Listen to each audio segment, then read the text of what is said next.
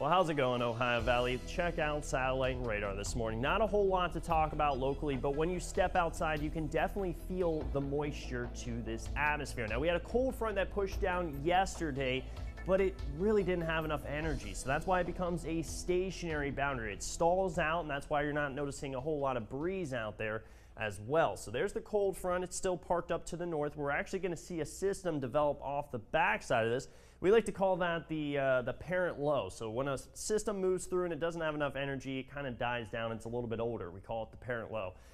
Basically, what happens off the backside, you get an additional dose of cold air, and that's actually going to pack a punch and push itself down. So here's how it all looks in the atmosphere. We see that cold air behind it start to push down, and it needs a high pressure to move it. So here's that high pressure we're looking for.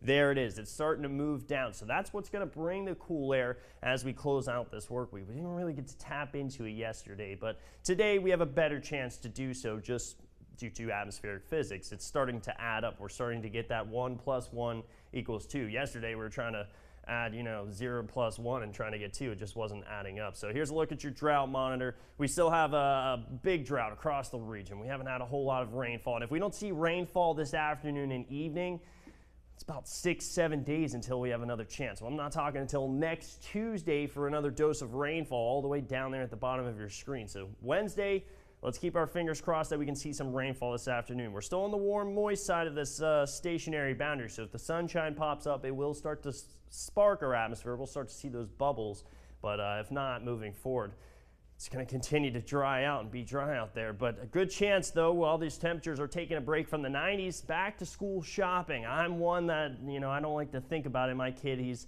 just now starting to go to school, so it's a little bit sad, but it is a great time of the year. I used to love going out, picking out my first pair of shoes. That's always the best, when you're a kid, picking out your favorite pair of shoes to show all your friends when you go back to school. But here's how it all looks on your Wednesday. Now, south of I-70, a better chance of seeing the rainfall today. If we don't see any late this morning, we'll start to clear out as the day goes on, as our atmosphere fires back up. Now, thinking back to what I said about our atmosphere, we have that cold air pushing in from the northwest. We'll see that for the second half of your day. We're not really going to see that through much of your day, so don't go out there and expect it to be beautiful out there. It'll be seasonable. We're talking lower 80s for our day today, but then here comes the cool air. It's going to funnel in as we close out your Wednesday.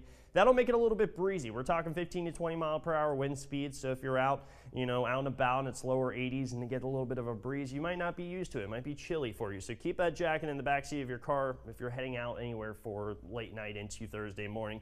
Thursday morning looks like a beautiful start. We're all going to wake up and say, wow, it feels like fall or spring, but not the case. It's going to start to creep back and up in terms of that temperature. By the time we head into Saturday and Sunday, we're back into the upper 80s. But it's not too bad. We still have that northerly wind Sunday. We close it out with the humidity starting to return.